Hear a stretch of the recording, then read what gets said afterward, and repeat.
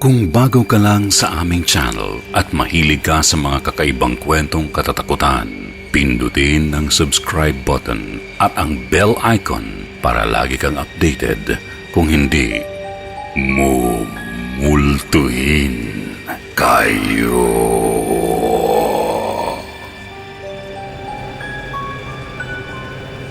Kwentong Takip Silim.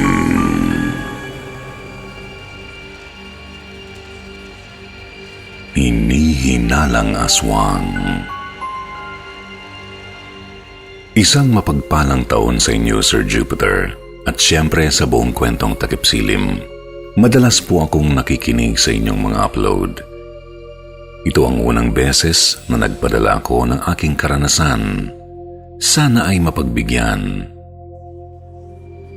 Kwentong aswang po ito, Sir Jupiter. Nung panahon na iyon ay laganap na talaga ang tsismis.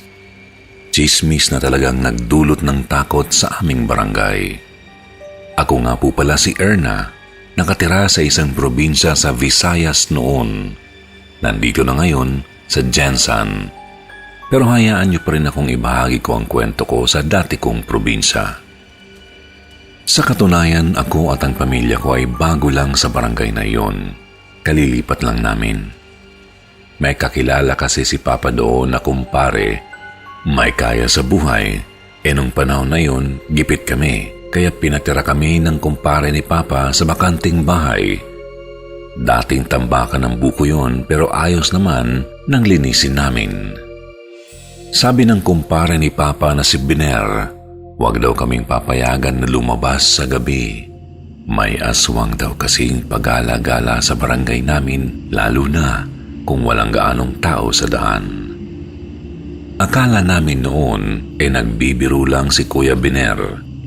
Inisip ko nga noon na panakot na lang yun sa mga bata.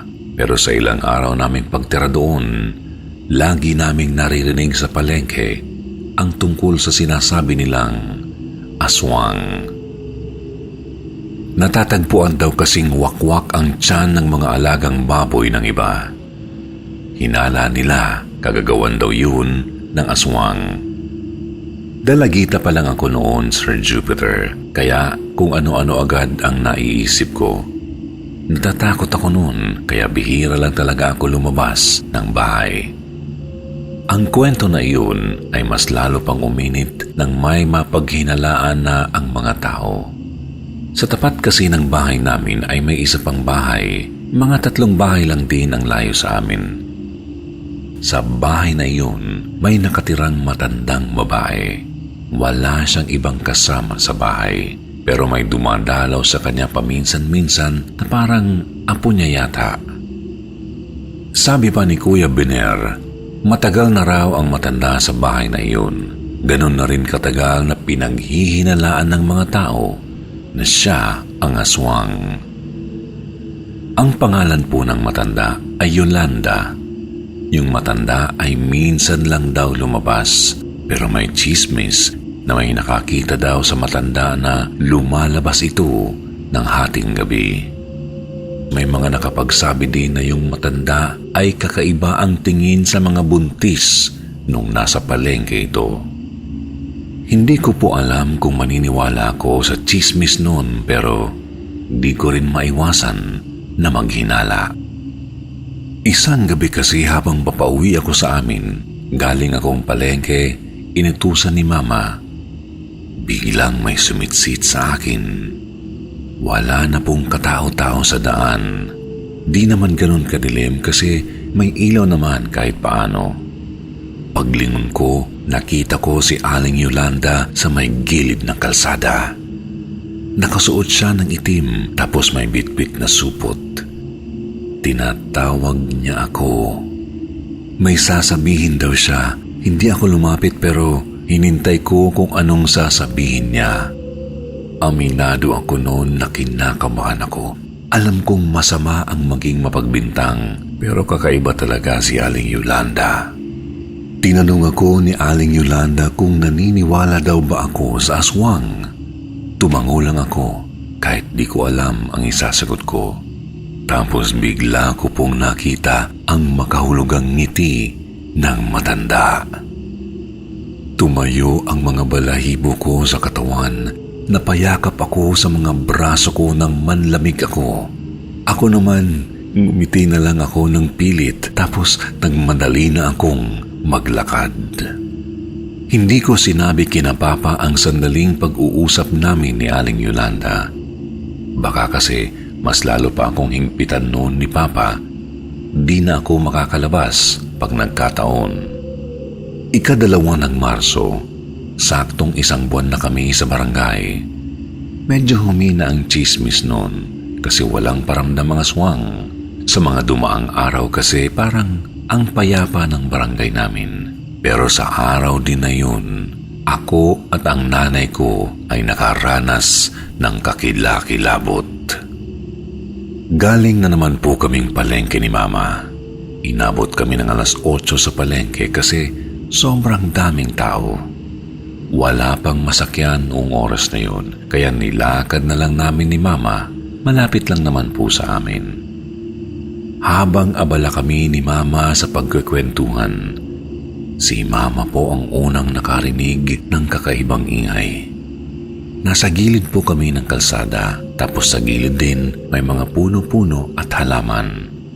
Nagtaka ako kung bakit huminto si Mama. May tinitingnan siya sa taas ng puno. Napatingin din ako doon. Natanaw namin pareho doon sa puno ng mangga na parang may gumagalaw doon. Maya-maya pa, bigla pong may nakita kami ni Mama doon. Isang babae. Tumalon siya sa kabilang puno. Basta po ang liksi niyang kumilos. Kaming dalawa ni Mama, napatakbo na lang kami noon kahit ang dami naming dala. Sobrang kinabahan po ako noon kasi napansin namin ni Mama na parang nakasunod siya sa amin. Tumatalon pa siya sa ibang puno at parang sinasabayan kami sa pagtakbo. Mabuti na lang po ay dala ni Mama yung tansong bala. Yun po yung binili ni Papa. Tig-isa sila ni Mama. Pangontra daw yun sa aswang, sabi ng albularyo. Kinuha po ni Mama yun sa pitaka niya tapos hinawakan lang sa palad niya. Nagmadali na lang kami noon hanggang sa matanaw na namin yung bukana ng barangay namin. Nakahinga kami ng maluwag. Medyo marami na po yung nakakasalubong naming tao noon. At isa nga po sa nakasalubong namin ay si Aling Yolanda. Kung ikaw din mismo, mapaghihinalaan mo siya kung maririnig mo mismo ang mga sinasabi niya. Gaya na lang ng, "Ang bilis niyo. Nakita niyo ba siya? May pangontra ka ba?" Sa pagkakatanda ko, yan po yung mga sinabi niya sa amin.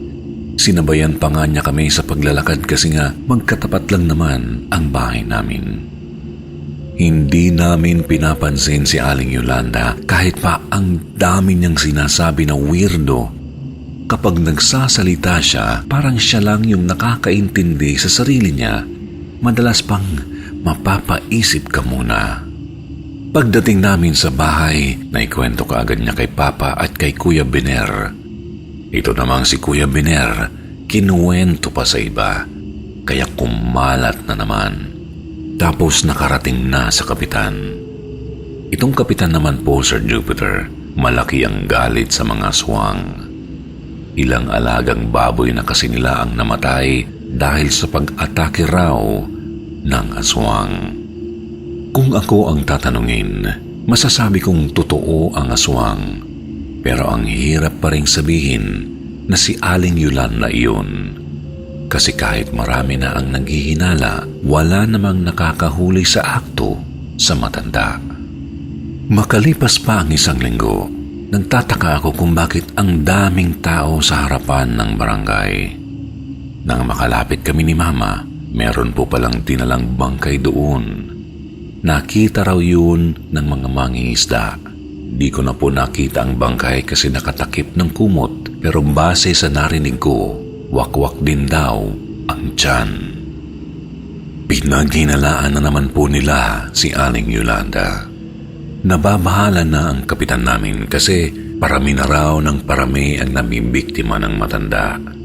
Kaya kinabukasan din ng gabi, nagkasapo ng kilusan ang kapitan. Gusto pa nga pong sumali ni Papa pero pinigilan siya ni Mama. Naaawa pa rin kasi kami kay Aling Yolanda kahit pa natatakot din kami sa kanya. Kung napanood niyo na yung mga eksena sa pelikula na lulusubin ng mga tao ang isang aswang sa bahay, ganon po ang nangyari noon sa amin. Ang pagkakaiba lang, medyo mahinahon pa po sila Kapitan. Pagdating daw nila sa bahay ni Aling Yolanda, wala na raw doon ang matanda. Pero ang dami daw nilang nakita sa bahay base sa kwento ni Kuya Bener. May mga nakita raw sila sa kusina ni Aling Yolanda na mga manok na parang ilang minuto pa lang na namamatay. Yung hindi pa talaga tuyo yung dugo. May mga dugo-dugo din po sa bandang likod ng pinto. Parang pinunas doon ang may dugong kamay. Hindi ko alam kung maniniwala kayo. Ako man din noon na hindi makapaniwala.